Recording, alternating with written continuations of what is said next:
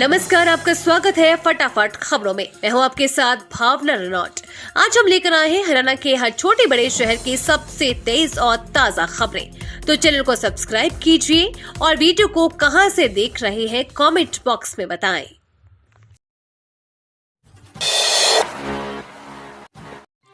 शपथ से पहले सीएम 24,000 भर्तियों की देंगे ज्वाइनिंग। प्रेस कॉन्फ्रेंस में नायब सैनी का ऐलान। हरियाणा के सीएम नायब सिंह सैनी ने प्रेस कॉन्फ्रेंस कर बीजेपी और कांग्रेस की सरकार में हुए कामकाज की तुलनात्मक रिपोर्ट पेश की। वहीं सीएम सैनी ने कहा कि उन्हें हरियाणा के सीएम की जिम्मेदारी सौंपी गई है। साथ ही कांग्रेस पर निशाना साधते हुए उन्होंने कहा कि उन्होंने हरियाणा का विकास कार्य रोक दिया है। उन्होंने 51 दिनों तक हरियाणा की जनता की सेवा करने का मौका मिला और सरकार ने हरियाणा के विकास और कल्याण के लिए 126 फैसले लिए हैं। कांग्रेस पार्टी में यह भ्रम फैला रही है कि बीजेपी सरकार ने हरियाणा के विकास के लिए कुछ नहीं किया। वहीं सीएम सैनी ने प्रेस कॉन्फ्रेंस के दौरान कहा कि वो शपथ बाद में लेंगे, पहले 24,000 भर्तियों की ज्वाइनिंग देंगे।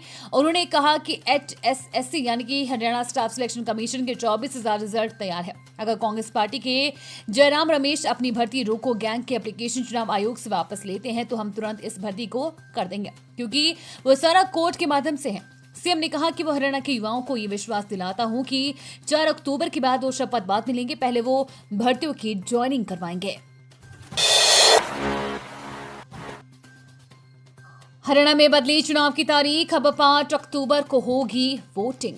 हरियाणा विधानसभा चुनाव की तारीख में बदलाव हो गया है। जहां पहले 1 अक्टूबर को चुनाव होना था, वहीं अब मतदान 5 अक्टूबर को होगा। मतगणना 8 अक्टूबर को होगी। चुनाव आयोग ने यह फैसला लिया है। ज्ञात हो कि चुनाव की तारीख से पहले और बाद में छुट्टियों के कारण वोटिंग प्रतिशत कम होने की आशंका थी, जिसके बाद भाजपा ने चुनाव की तारीख में बदलाव को लेकर चुनाव आयोग को पत्र लिखा।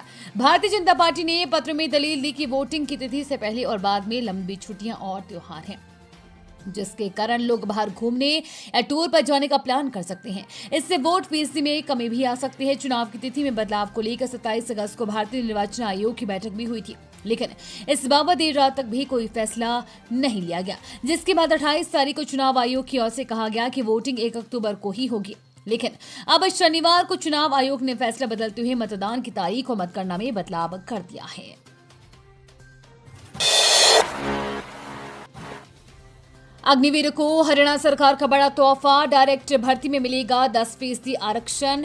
सीएम नायब सिंह सैनी का ऐलान।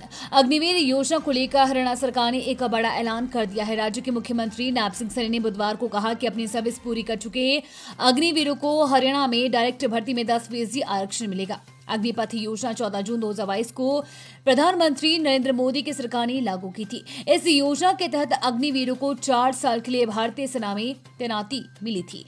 सीएम सैनी ने मीडिया को संबोधित करते हुए कहा कि हमारी सरकार राज्य सरकार की तरफ से भर्ती constable, mining guard, forest guard, jail warden और एसपीओ के पदों पर सीधी भर्ती में हरियाणा में अग्निवीरों को 10% हॉरिजॉन्टल रिजर्वेशन देगी।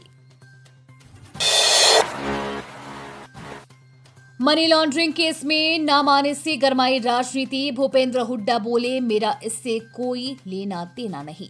विधानसभा चुनाव से पहले प्रवर्तन निदेशालय यानी कि ईडी द्वारा मनी लॉन्ड्रिंग के एक मामले में अचानक कार्रवाई पर राजनीति गरमा गई है। मामले में अपना नाम पर आने पर पूर्व मुख्यमंत्री और विपक्ष के नेता भूपेंद्र सिंह हुड्डा ने कहा कि ये पुराना केस है, मेरा इससे कोई लेना देना नहीं है। जिस एफआईआर में नाम बताया जा रहा है वो काफी पुराना मामला है।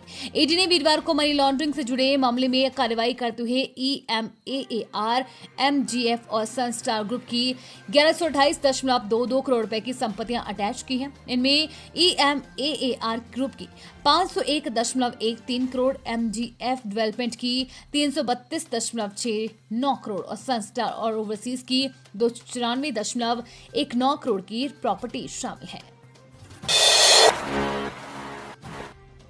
किसान आंदोलन के 200 दिन विनेश फोगाट का शंभू बॉर्डर पर सम्मान। बोली, आपकी बेटी आपके साथ।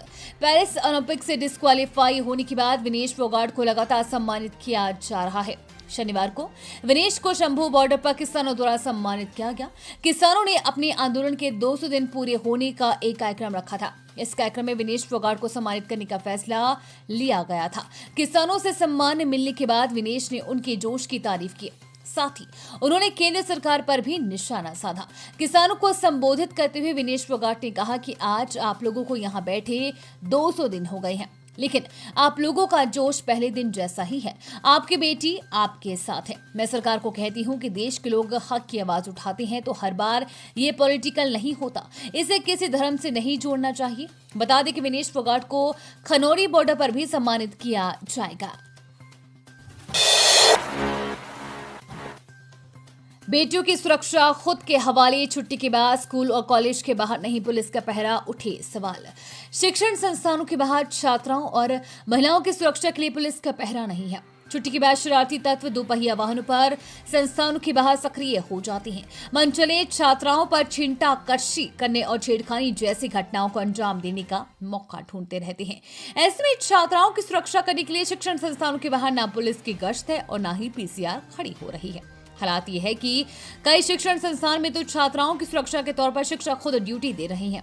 शुक्रवार को छुट्टी के समय संवाददाता ने जब पड़ताल की तो किसी संस्थान के बाहर पुलिस की गश्त नहीं मिली, यहां तक कि कहीं पीसीआर भी मौजूद नहीं मिली। जिला मुख्यालय की बात करें तो यहां पर 2 कॉलेज, ITI और लड़कियों के 2 स्कूल हैं।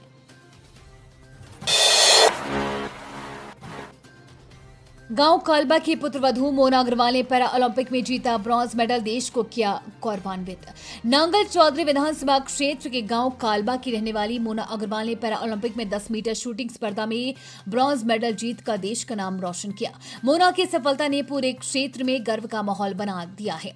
मोना अग्रवाल जो 2 बच्चों की मां है, अपने कठिन परिश्रम और समर्पण के बल पर ये उपलब्धि हासिल की है। उनके 5 साल की बेटी और लगभग 3 साल का बेटा है। अपनी घरेलू जिम्मेदारियों के बावजूद मोना ने खेल के प्रति अपने जुनून को कभी कम नहीं होने दिया और अब देश को गौरवान्वित किया है। मोना ने 10 मीटर शूटिंग स्पर्धा में ब्रॉन्ज मेडल जीतने के बाद अब 50 मीटर शूटिंग स्पर्धा में भी हिस्सा लेने की तैयारी कर रही है। देश को उनसे एक और मेडल की उम्मीद है। मोना की इस उपलब्धि से न सिर्फ उनके परिवार बल्कि पूरे गांव और क्षेत्र को गर्व से भर दिया है। कैदियों को राहत, अब डिजिटल ऐप से मिलेगी पैरोल और फरलो। हाईकोर्ट की अहम टिप्पणी। आने वाले दिनों में हर जिले का एक डिजिटल ऐप होगा जिसमें जिले के सभी घोषित अपराधियों का विवरण, फरलो और पैरोल देने की प्रक्रिया, FIR और चालान का पूरा विवरण होगा। कैदियों को पैरोल भी डिजिटल ऐप के माध्यम से ही दी जाएगी। हाईकोर्ट में संज्ञान लेकर हरियाणा को प्रत्येक जिला स्तर पर एक डिजिटल ऐप की संभावना तलाशने को कहा है, जहां सभी जेल कैदियों द्वारा फरलो और पैरोल देने के लिए किए गए आवेदन पंजीकृत किए जा सके और उस आवेदन पर फरलो और पैरोल देने की प्रक्रिया भी अपलोड की जानी चाहिए। कार की स्पीड 140, बाइकर को टक्कर, यूट्यूबर रजत दलाल का ड्राइविंग लाइसेंस होगा रद्द। सोशल मीडिया पर यूट्यूबर रजत दलाल का एक वीडियो तेजी से वायरल हो रहा है। इस वीडियो के वायरल होने के बाद पुलिस एक्शन में आ गई है। पुलिस आरोपी रजत दलाल का ड्राइविंग लाइसेंस रद्द करने वाली है। पुलिस ने इसे लेकर STM को पत्र लिखा है। इस मामले को लेकर पुलिस रजत दलाल को नोटिस देने चावला कॉलोनी पहुंची थी, लेकिन उसके घर पर कोई नहीं मिला। दरअसल रजत दलाल ने दिल्ली आगरा हाईवे पर 140 की स्पीड में कार भगाने के दौरान बाइक सवार को टक्कर मार दी थी। इसका एक वीडियो सोशल मीडिया पर वायरल हो रहा है। ये वीडियो रजत दलाल के दोस्त ने बनाई थी। इस वीडियो में दलाल के साथ फॉक्स वैगन की महिला कर्मी फ्रंट सीट पर बैठी थी। कार के पिछली सीट पर बैठे रजत के दोस्त कार्तिक छाबरा ने ये वीडियो बनाई थी। रजत शोरूम की कार का टेस्ट ड्राइव ले रहा था। बहादुरगढ़ में प्रॉपर्टी डीलर पर गोली चलान के मामले में 2 गिरफ्तार, 2 दिन की पुलिस रिमांड पर आरोपी। शहर थाना क्षेत्र के अंतर्गत कबीर बस्ती में एक प्रॉपर्टी डीलर से मंथली मांगने और ना देने पर उस पर गोली चलान के मामले में गिरफ्तार दोनों आरोपितों को पुलिस ने न्यायालय में पेश किया। दोनों को पूछताछ के लिए 2 दिन की रिमांड पर लिया गया है। पुलिस ने उनसे पूछताछ कर रही है। आरोपितों में लाइन पार कर फ्रेंड्स कॉलोनी का रहने वाला लक्की उर्फ डोरेमोन तथा अशोक विहार का रहने वाला हिमांशु शामिल है। रोडवेज बस चालक के पास मिली डोडा पोस्ट, पुलिस ने किया गिरफ्तार। सिरसा से पोखरण के बीच चलती थी बस। सिरसा से राजस्थान के पोखरण के बीच चलने वाली हरियाणा रोडवेज बस में बस चालक राजस्थान से डोडा पोस्ट लेकर आ रहा था। पुलिस ने जमाल गांव के समीप पकड़ लिया। पुलिस ने आरोपी चालक को गिरफ्तार कर लिया है। पुलिस को तलाशी के दौरान 4 किलो 485 ग्राम डोडा पोस्ट बरामद हुआ है। इस पर आरोपित चालक रमेश कुमार को गिरफ्तार कर लिया गया है। हरियाणा में विधानसभा चुनाव को लेकर जमाल के समीप वाहनों की जांच की जा रही है। इस दौरान शुक्रवार शाम को राजस्थान के नोहर की तरफ से आ रही हरियाणा रोडवेज की बस की तलाशी ली गई। पुलिस ने देखा कि रोडवेज बस चालक की सीट के पीछे एक प्लास्टिक का कट्टा रखा हुआ था। पुलिस ने जब कट्टे के बारे में पूछा कि ये किसका है, इस पर बस चालक हड़बड़ाकर कहने लगा कि ये तो मेरा है। इसके बाद पुलिस ने तलाशी ली। अंतर्राज्यीय बाइक चोर गिरोह के 3 सदस्य काबू, 28 में से 22 दोपहिया वाहन बरामद, 6 थानों में इंपाउंड। हरियाणा के अंबाला में लंबे समय से चोरी हो रहे दोपहिया वाहन मामलों में अंबाला पुलिस के हाथ बड़ी सफलता लगी है। CIA की टीम ने गुप्त सूचना के आधार पर अंतर्राज्यीय गिरोह के 3 सदस्यों को काबू किया। रिमांड के दौरान आरोपियों से 28 वाहन चोरी के बरामद हुए। इनमें 16 स्प्लेंडर बाइक, एक बुलेट, एक होंडा साइन, 4 स्कूटी बरामद है, जबकि 6 वाहन अलग अलग थानों में इंपाउंड है। आरोपी की पहचान रामगढ़ माजरा महेश नगर निवासी दलबीर टुंडला निवासी हेमंत के रूप में हुई है, जबकि दूसरे गिरोह के सदस्य BC बजा निवासी वंशदीप उर्फ नोनू के रूप में हुई है। ये थी आज की फटाफट खबरें। हम मिलेंगे अगले बुलेटिन में, तब तक के लिए धन्यवाद और जय हिंद।